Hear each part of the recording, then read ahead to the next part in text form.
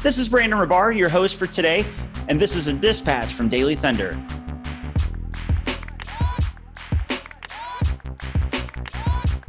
Every story, every game, every day.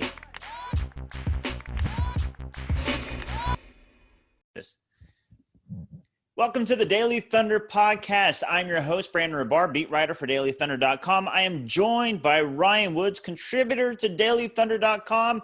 Ryan, how you doing tonight? I'm good, man. How are you? Dude, did you hear the shade I threw at you in the Game 5 podcast where you're like, I'm not even going to listen to it if I'm not on it?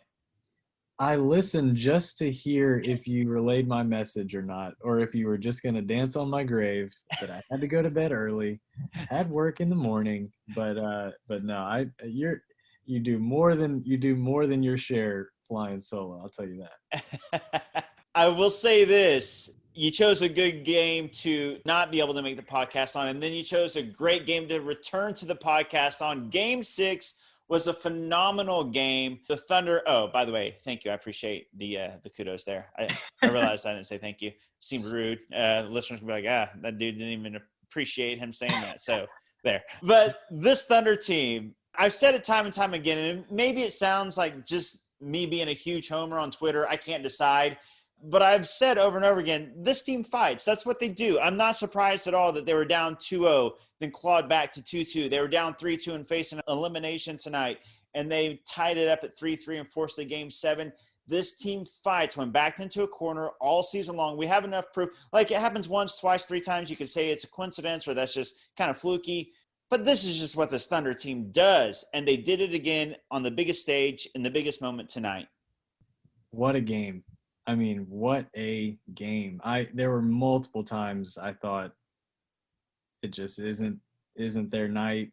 Couple bounces bounced out, and it just didn't feel like a game they were going to pull out. And like you're saying, that kind of encapsulates the season, kind of encapsulates the series. They just figure it out, and by they, I mean Chris Paul. He's just a phenomenal basketball player, and that's obviously not a hot take, but it's just so fun to watch. And sometimes there's nothing more to say. It's just fun to watch. It's fun to watch him play for a team you're rooting for, because I think Royce said it, the stark difference between he and Russ down the stretch. It's just a totally different feeling watching your team when you know whose hands it's in. And he just played a phenomenal fourth quarter. I love Russ. I'll be there. Like I said, the night they erect a statue, I'll be there. But let's get that out. Like, we are Russ stans. Like, right. Love Russ. Yes. But, and there's our qualifier. But if the Thunder were going to get back in this series, it was going to take a little bit of help. And right. The help comes in the form of 7 turnovers tonight for Russell Westbrook, and not just throwaways in the first and second quarter. Those were late game turnovers, 2 in the last 90 seconds, and obviously the one that kind of sealed it there at the end with 12 seconds left. Yes, we love Russ, but we're going to have to be fair tonight, and being fair is not going to sound too pretty to him tonight.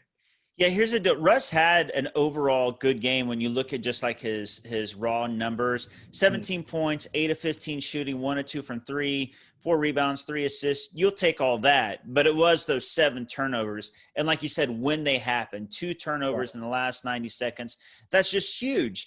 You know, Russ had one of the most phenomenal clutch seasons of all time, that 2017 season when he won MVP. But that said, seeing Chris Paul this entire season and what he's been able to do in the clutch and in the fourth quarter and in these close games, it's just a completely different feel, like calm, cool, collected, a good shooter. Then you have Russ, which is just this like chaos, which is fun. And when it works, it's more exciting than the smooth, silky stuff. But, man, when it goes bad, it goes bad. And the Rockets got a taste of that tonight. Now, I will say this. I do want to say this. As much as Russ didn't help them out with those 2 big turnovers in the last 90 seconds, you know, they were down 2 points. The odds were against them anyways. And it's not like James Harden in games 3 and 4 when they were close games and the burden was on Harden. He didn't come through either. As great a player as Harden is, Rockets fans will tell you he's had a really tough time in the clutch. When games are close, he seems to come up short. So I don't want this to be like if they would have just given it to Harden, they would have won type thing. I don't think it's one of those. I think that OKC is clutch. The Rockets are not. And when it's a close game, that absolutely favors OKC. A blowout, if you had to be like one team's going to blow out the other, it's going to be the Rockets blowing out the Thunder. Yep. But in clutch situations, OKC and Chris Paul over Harden and Russ every time. And like you were saying about Houston fans certainly have seen their share of Harden's mistakes late as well. And tonight, I mean, he was a bit passive late in the game. I was very surprised to see Russ with the ball out of that.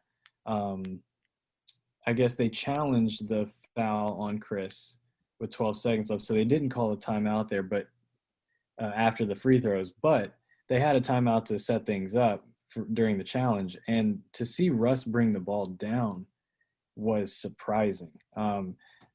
They had been using Harden as a screener late, which is usually a really good idea. It usually means Harden's going to get the switch he wants. But Shea did a phenomenal job of face guarding and keeping the ball away from him, and it just made Russ have to go make another decision, and it paid off. It really did. And like you're saying, Harden had some rough moments there late in the fourth. I think he went 0 for 2 with a turnover in the last 3 minutes. 2 shot attempts is such a win for Oklahoma City. Any team the Rockets are playing would love just 2 shot attempts in the last 3 minutes from Harden. That's a win. Yes. And so yeah, like what we've seen from Harden at times being a phenomenal player down the stretch, we didn't get that tonight. Couple that with Russ's turnovers and how clutch Chris was tonight. Those threes, 98-92, and he ties it in 2 possessions over Covington. We've talked about it all playoffs. Like they hunt for mismatches, and this has been a tough series to find them, but they found Covington over and over. Chris was looking, he kept asking for Shea to come up and screen and get Covington onto him. So that's a matchup they seem to like. I don't know if that'll translate to Game 7, but it was enough to get them over the edge tonight. The Thunder's best players tonight were easily Chris Paul with 28 points, 10 of 20 shooting, 3 of 6 from 3. Like you said, those 2 huge ones to tie it up there at the end. Then, of course, the 2 free throws to seal the deal at the end. He did what he's done all season long, took over the game in the fourth quarter. Gallo bounced back in a huge way. He had 1 point, his worst game of maybe his entire career last game. He was huge this game. 25 points, 4 of 9 from 3, 9 of 17 from the field, and absolutely kept them afloat when nobody else was hitting. But I got to give a special shout out to Lou Dort just because he went 0 for 9 from 3 the last game, 3 of 16, and he kind of got the brunt of the blame for Game 5. If it wasn't for I think he had 8 straight points in the third quarter, and he's really the one that got the Thunder over the hump. And Dort just kind of went off, and it was just nice to see. Baisley and Dort, 2 rookies, again performed really, really well in a Thunder win. Yeah, I love seeing the confidence that Lou has coming from his teammates, coming from the staff. They just want him to continue to play fearless, and it was good to see him knock down a couple big threes. He's such a capable ball handler. And I think teams will eventually catch on to that he can do more things. They're certainly going to play him to shoot the 3, but good on him for just letting it go and trusting it. Cause he obviously, we've seen him have really good nights behind the 3-point line. So good to see him hit a couple. And Baisley's just, I mean, I don't know that he could check any more boxes than he is right now for a rookie to be doing this. just hats off to Baisley. Incredible. And they both played together in the fourth quarter. Like, they're so young. Yeah. And for Billy to have them out there, it's just a lot of fun. It gets you excited for many years beyond this one for the Thunder.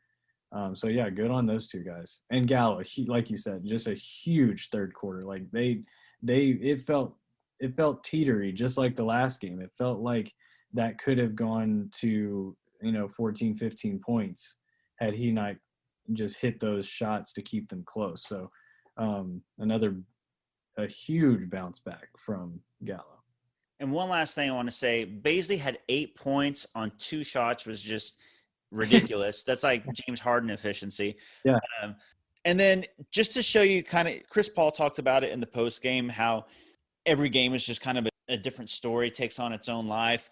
Dennis Schroeder was by far the best player on the court in game 5 before he got ejected. And Lou Dort was probably the worst player. And then tonight, Lou Dort scores 13 points on 9 shots, 2 of 6 from 3. Dennis Schroeder scores 12 points on 16 shots, 0 for 5 from 3. Dort did it in 20 minutes, and Schroeder played 37 minutes. It just kind of shows, like, from game to game, how things can switch up and be different. But what's good about this Thunder team, it seems like somebody always steps up. And it's usually a couple of guys. It may be different guys every time, but it seems like every game we talk about a few guys who really stepped up. I was going to ask you what you thought of the rotation and choices by Billy. And it's tough. There is no small ball. There is always, I believe that Adams or Noel were always on the court. Yeah, I mean, between them, they played 48 minutes. I thought there was never a single moment of small ball, and that was so successful in those games 3 and 4 wins. But with Russell Westbrook back, I get that changes things. I still would like to see small ball out there, though. Like, especially as well as Baisley's been playing. Yeah. It just seems like a no-brainer. If Baisley was struggling and it seemed like too big a stage for a rookie, I get it.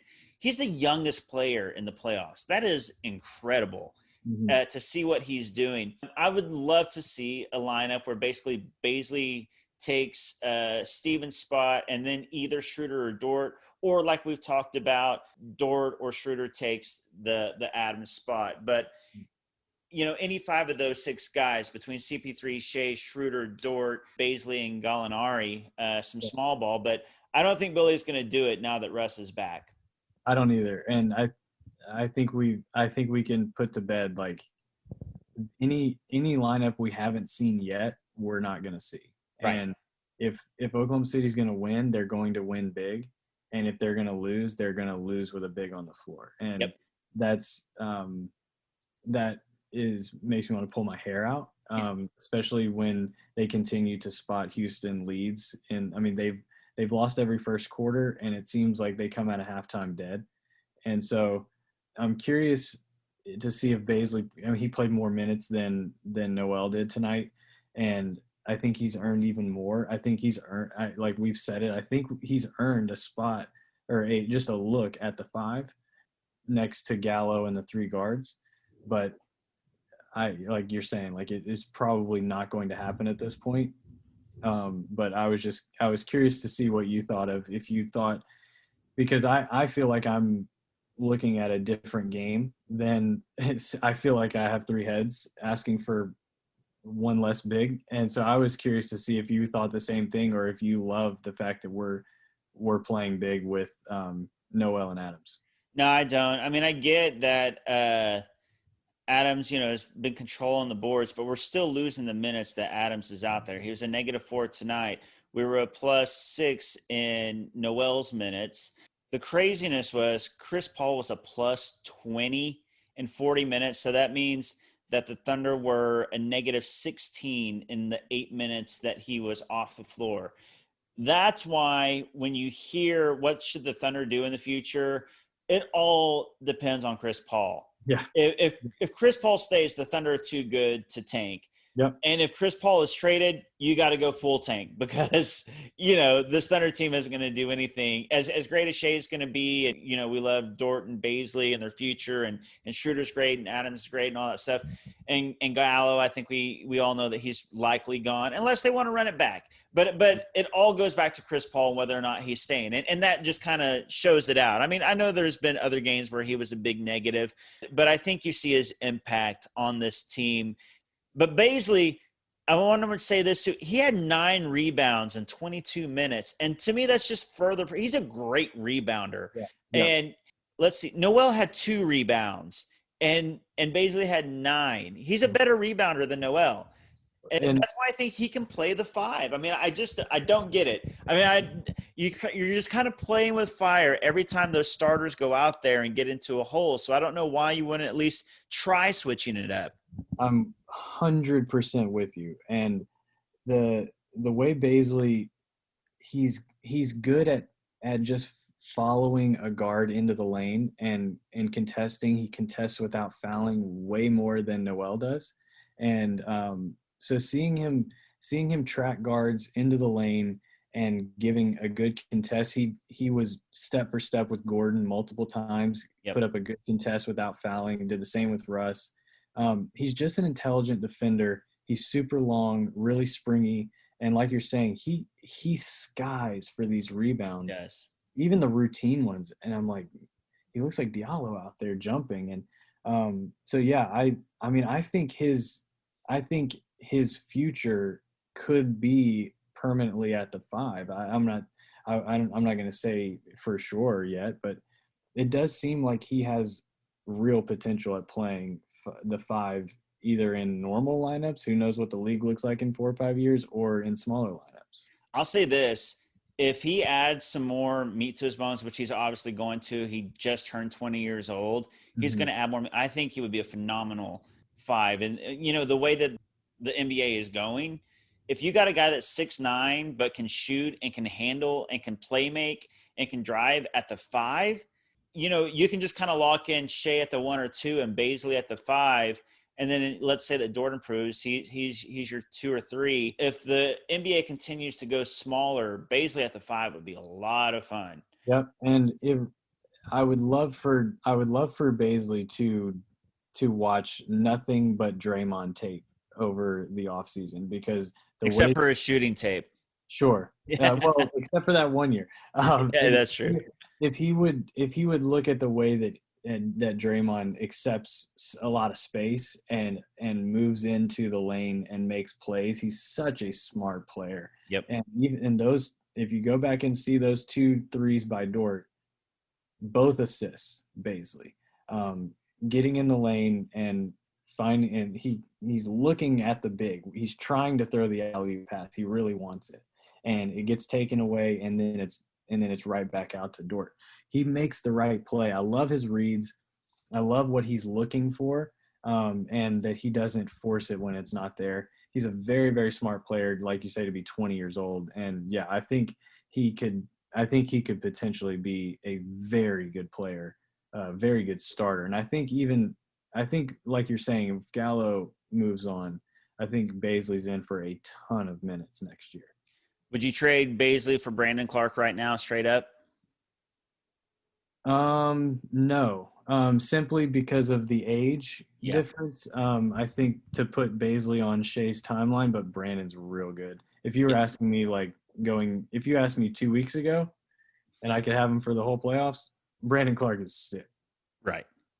Yeah, I agree. He's a stud, but he's like 4 years older. So you want him on Shea's timeline, and who knows what Baisley is going to look like in 4 years. I mean, it could be, it could be this, or it could be something special. I mean, the trajectory looks really, really nice. Yeah. So phenomenal game 6 for the Thunder. Another clutch win. We have a 7-game series, the Thunder versus Russ. This is insane. Wednesday night, it's all going to come down. Who gets to play LeBron, Anthony Davis, and the Lakers? And I want it so bad. I don't even care if the Thunder take one game from the Lakers. I just want to play LeBron in the playoffs with this team and get more life out of the season. How fun would it be? Totally. I am here for it, and And to be honest, I think they're going to do it. I think after tonight, give me the Thunder in Game 7. Like Game 7s just are even the playoffs are different than the regular season, and Game 7s are different than any other game in the series. The game typically gets a lot slower, and that all favors Oklahoma City. Yes, if Houston's going to continue to push and play fast, there is the variable of a big lead, because if they're going to hit everything. But if it's a close game, if they can just get it to the fourth quarter, last 8 minutes within 4 or 5 points, or even a couple ahead, that favors the Thunder, and that's why I'm taking them. I think the game's going to be a little slower, and I think it's going to favor Oklahoma City getting into a tight game like we saw tonight. And I like their chances of forcing Russ to make decisions and getting what they want on the other end. I think John Napier, he's co-owner of DailyThunder.com. I loved what he said on Twitter. He said, the Thunder have thrived in clutch time all season. Game 7 is basically 48 minutes of clutch time. It's true. I mean, and it goes back to what you were saying. Which team do you favor? If it's going to be a tight clutch situation all game, absolutely the Thunder, hands down. They have their momentum now too, which is also big. The Rockets would have home court advantage if this was not in the bubble.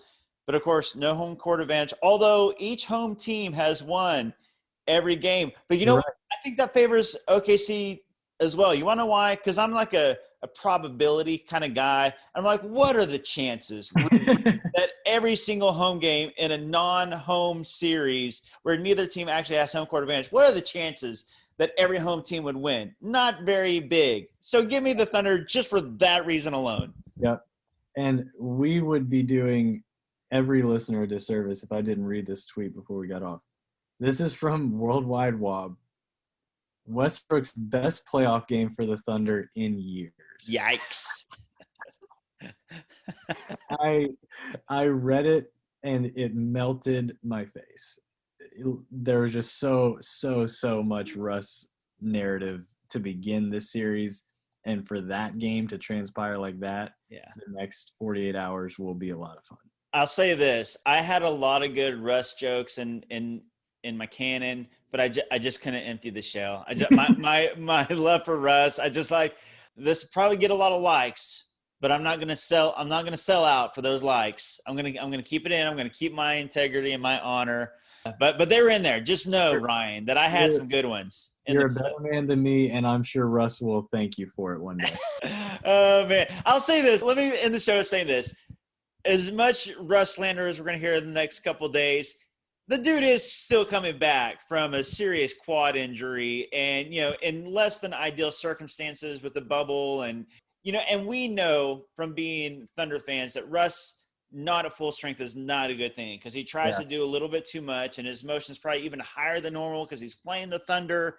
So I just want to end it on a positive little spin for Russ, because He's going to hear it for the next couple of days. We wouldn't be true Thunder fans if we didn't have one last bit of defense for him. I got to do our part. All right, Ryan, we will be talking on Wednesday night after Game 7. Then hopefully we'll be talking some more after that as well. Ryan, thanks for being on the show as always, my man. Cheers, brother.